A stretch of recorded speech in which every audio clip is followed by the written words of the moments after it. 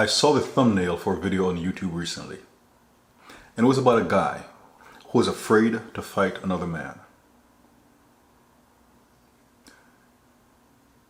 I guess just by looking at certain things, he didn't think he stood a chance of winning, so he avoided the fight. That's a wise decision.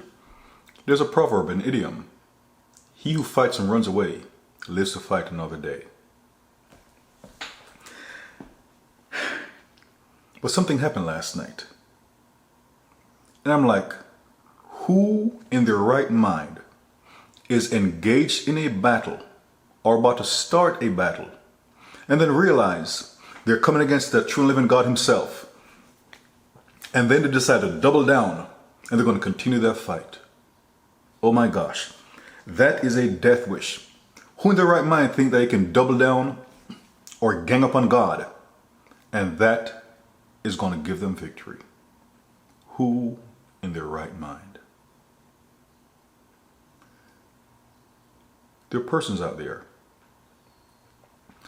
who they realize it is undauntable.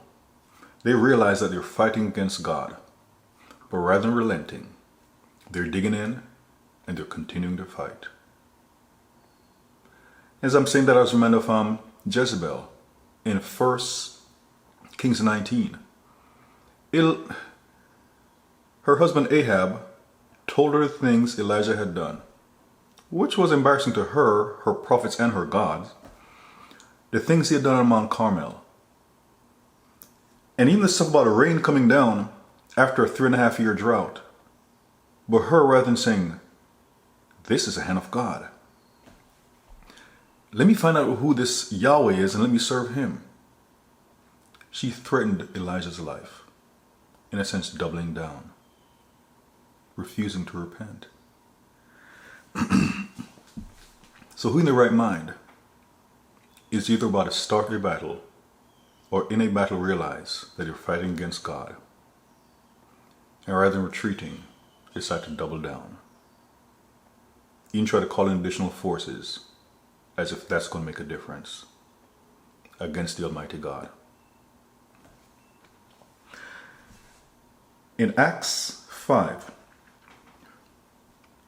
Peter and the apostles were facing off against the members of the Sanhedrin, who were trying to convince the apostles not to preach the gospel of Jesus Christ. And one of them stood up, Gamaliel, a doctor of law, and he said this, as is written in verses 38 through 39. And I say unto you, refrain from these men, and let them alone. For if this counsel or this work be of men, it will come to naught.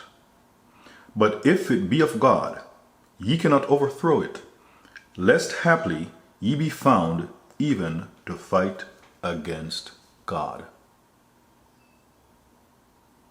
Only a fool fights against God.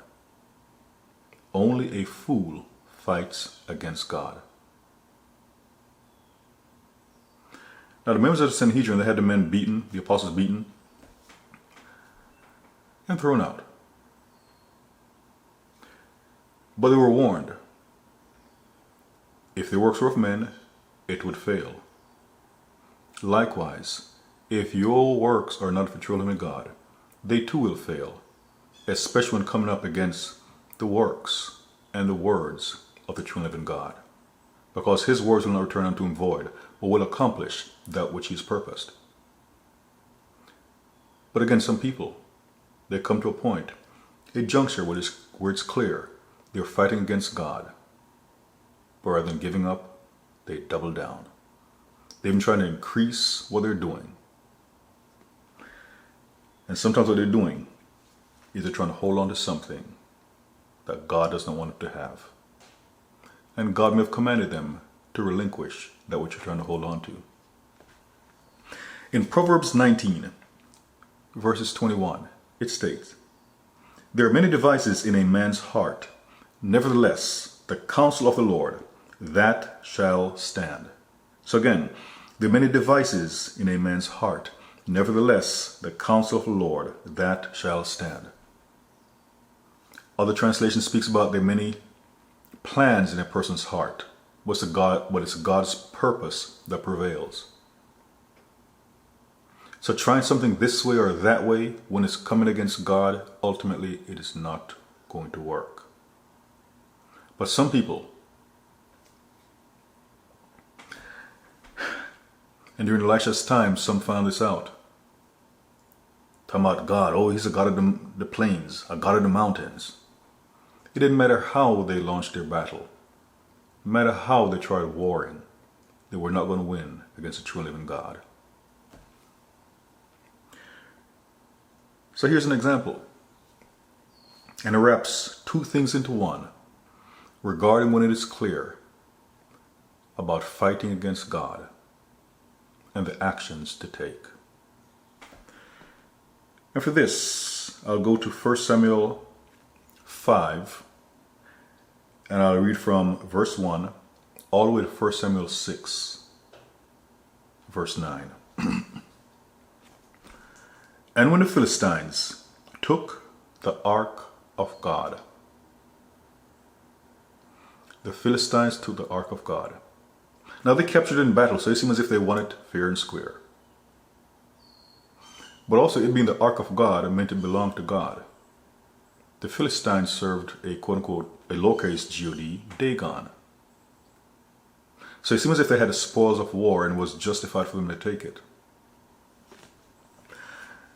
And brought it from Ebenezer to Ashdod. When the Philistines took the ark of God, they brought it into the house of Dagon and set it by Dagon. And when they of Ashdod arose early on the morrow, behold, Dagon was fallen upon his face to the earth before the ark of the Lord. What's it saying? There's your sign. And they took Dagon. It says, was fallen on his face to the earth before the ark of the Lord. There are times when things happen in the natural that is reflective of the spiritual. Dagon, falling on his face before the ark of the Lord, was showing that Dagon was subordinate to the Lord. It was a clear sign. And they took Dagon, set him in his place again. Actually, no. Dagon was in his place being on his face. But they tried propping him up, which is what some people do when they realize that, hey, something isn't working here. Now, initially they may not realize it's God, but it's like something isn't, how's it I've done this before and it worked so well, but now it's not. The signs were starting to come in. So they didn't put Dagon in his place because Dagon's place was on his face before the true and living God.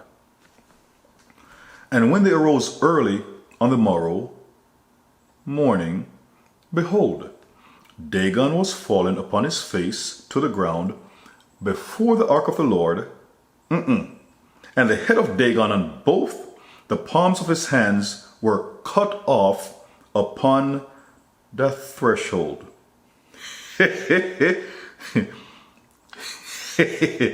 Only the stump of Dagon was left to him.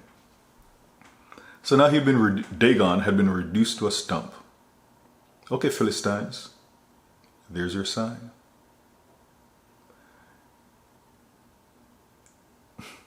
So they captured the ark, seemed as if it was fair game. But once they had the ark of God in a place where you say it didn't belong, things start happening. Bad things. So what should they do? Double down, or should they return it? So far they've been doubling down. Dagon fell, propped him back up. Now stuff's falling off, leaving him down to a stump. Therefore, neither the priests of Dagon, nor any that came to Dagon's house, tread upon the threshold of Dagon in Ashdod, unto this day. So even in doing this, by not walking on the threshold, in a sense, in remembrance of what happened to Dagon. And if you're serving a God, and that God is failing like that, shouldn't you start looking towards another God? The one who caused your God to fail? And there's more. But the hand of the Lord was heavy upon them of Ashdod, and he destroyed them and smote them with emerald. Oh my, some more stuff was happening. And smote them with emeralds, even Ashdod and the coast thereof. And when the men of Ashdod saw that it was so, they said, the ark of the God of Israel shall not abide with us. For his hand is sore upon us and upon Dagon our God. What are they going to do? Return it or keep it? They sent therefore and gathered all the lords of the Philistines unto them and said, what shall we do with the ark of the God of Israel? And they answered, let the ark of the God of Israel be carried about unto Gath. Gath, where Goliath hails from. So stuff was happening in Ashdod. And rather than saying, let's return it to Israel, they're like, nah, let's put it in another territory in Philistia. Let's put it in Gath. And they carried the ark of God, the ark of the God of Israel, about thither. And it was so that after they had carried it about. By the way, when you know what happened to Uzzah when he tried steadying the ark, how the Lord struck him dead, and how David feared the Lord after that happened? These men were literally playing with fire. And even though the hand of the Lord was against them, they didn't realize how merciful the Lord was, because he could have struck them dead for him transporting the ark. There are those who are engaging in evil, and they don't even realize how they are surviving based on God's mercy. So again, and it was so that after they had carried it about, the hand of the Lord was against the city with a very great destruction, and he smote the men of the city, both small and great, and they had emeralds in their secret parts.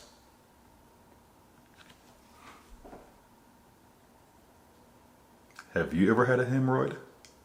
Wait a minute.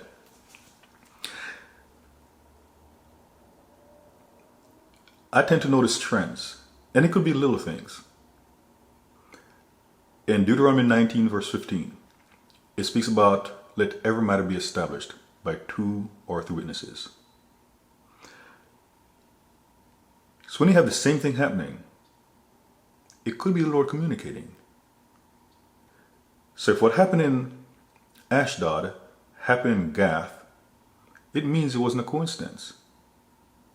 Now, if these things were not happening before the presence of the ark of the Lord, then it could be attributed, hey, these things are happening because of the ark of the Lord.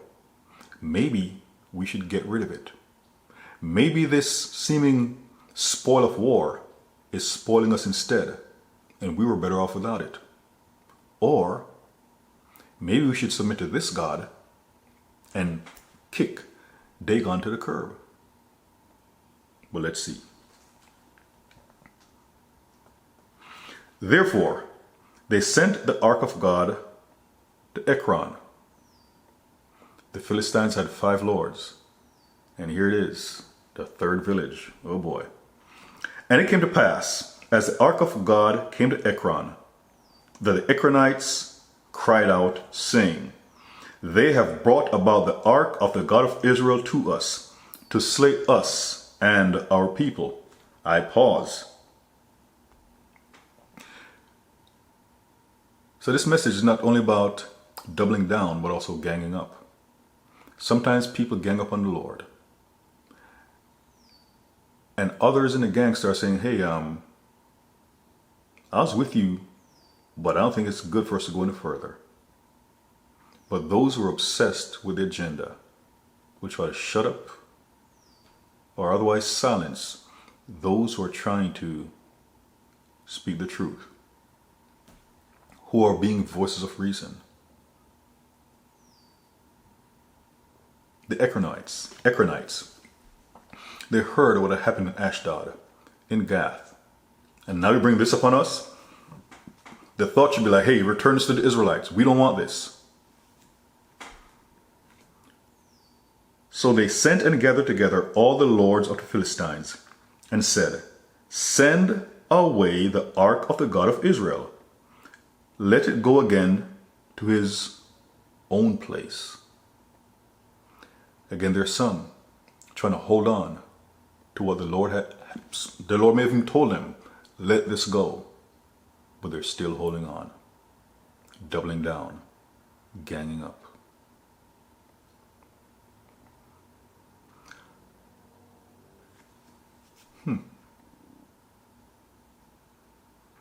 There's a point when David sent some emissaries to go console a recently deceased king's son.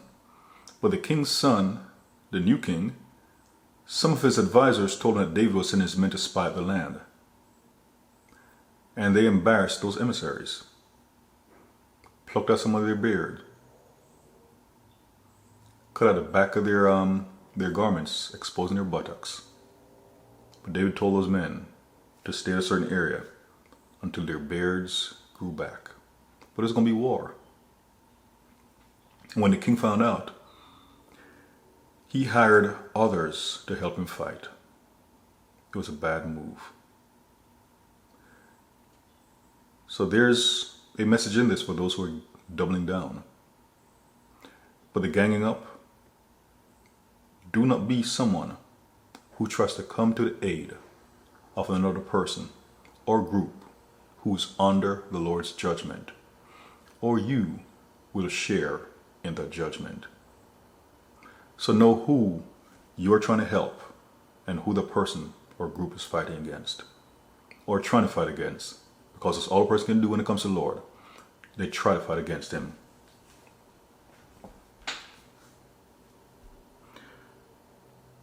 So they wanted to go to its own place, that it slay us not, and our people. For there was a deadly destruction throughout all the city. The hand of God was very heavy there. So now they can't say they didn't know it was God. They knew. And the men that died not were smitten with emerods. And the cry of the city went up to heaven. So it wasn't just simply about men having hemorrhoids, but people also died. Some recognize a threat. Why trying to hold on to something? Why not try to juggle something like hot potato rather than just giving it back? Rather than just obeying what the Lord wants done? Because the Lord, when someone's trying to juggle something like a hot potato, and it's like, well, let me get some mitts and I can hold on to the fire, the Lord can turn up the heat, where it burns right through the mitts like white phosphorus. These people were playing with fire. And the ark of the Lord was in the country of the Philistines 7 months.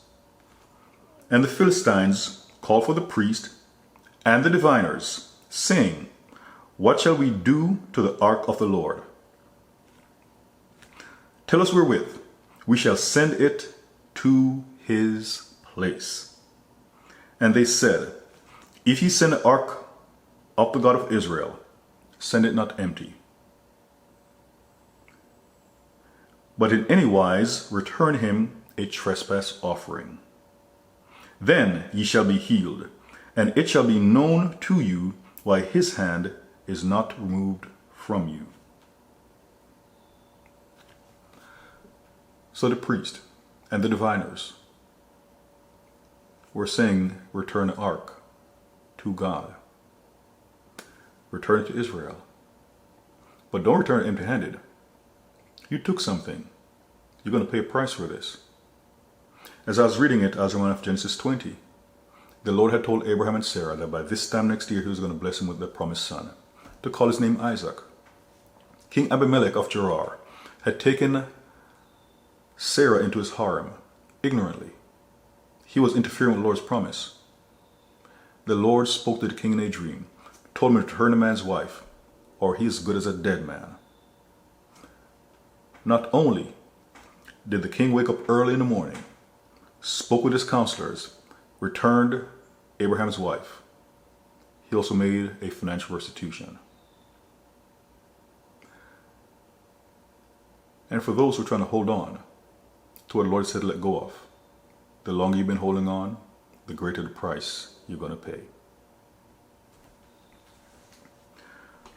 Then said they, what shall be the trespass offering which we shall return to him? They answered, 5 golden emerods and 5 golden mice, according to the number of the lords of the Philistines. For one plague was on you all, and on your lords.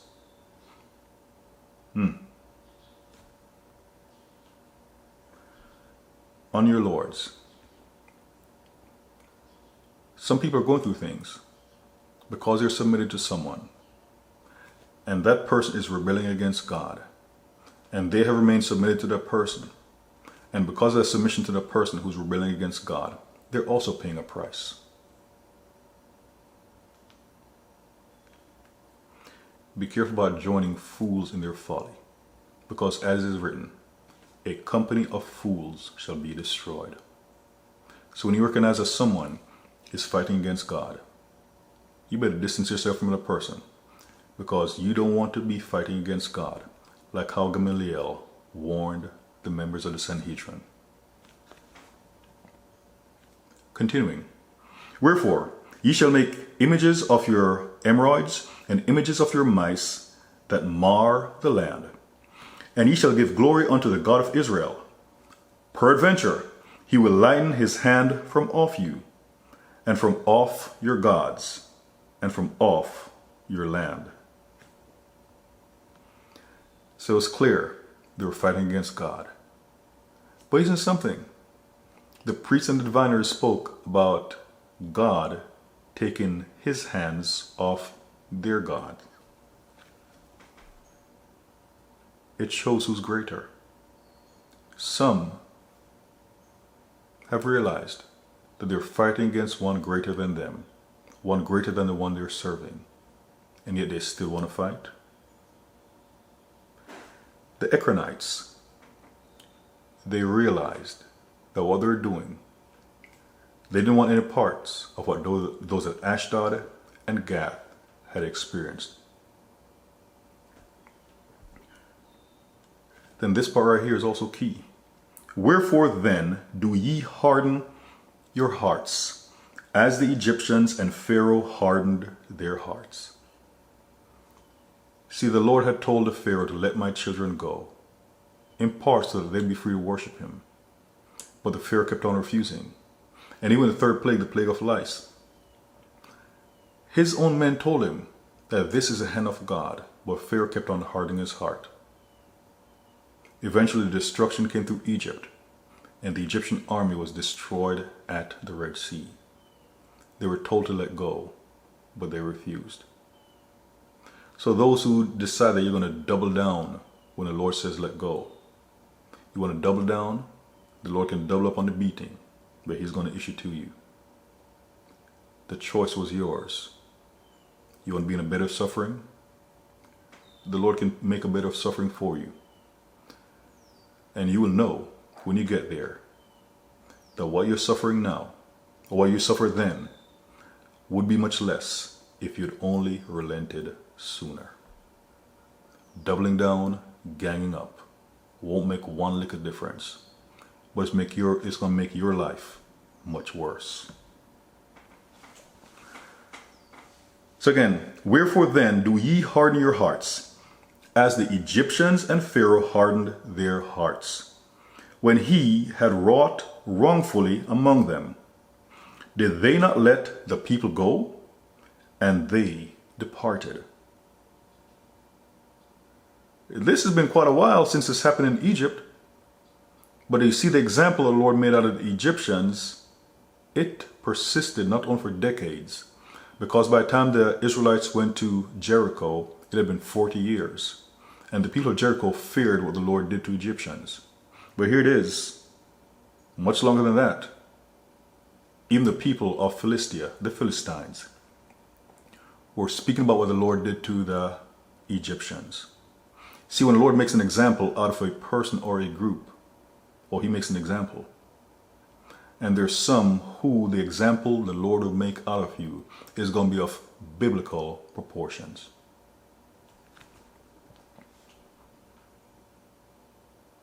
Now therefore, make a new cart, and take 2 milch kine, on which there hath come no yoke, and tie the kine to the cart, and bring their calves home from them, and take the ark of the Lord, and lay it upon the cart, and put the jewels of gold, which ye return him for a trespass offering, in a coffer by the side thereof, and send it away, that it may go. And see, if it goeth up by the way of his own coast to Beth Shemesh, then he hath done this great evil. But if not, then we shall know that this is not his hand that smote us. This was a chance that happened to us. The Philistines, they listened. And what those priests and diviners said is what happened. The ark on the cattle-drawn cart went to Beth Shemesh. People, do not follow devils. They know they have no chance of redemption. And even them, some of them have been holding on for too long. And the Lord's going to deal with them harshly. Because the lake of fire and brimstone is not the only punishment available to them. It is your final place, but it's not their only place. So doubling down and or even trying to gang up on God, it is not going to work. And only a fool will recognize that they're fighting against God. Only a fool, when God tells them to let go, will try to hold on. Do not be a fool, because a company of fools will be destroyed. Jesus the Christ remains Lord. And the God of heaven, he's a consuming fire. He's a man of war. And his name is jealous. And he will not yield his glory to anyone.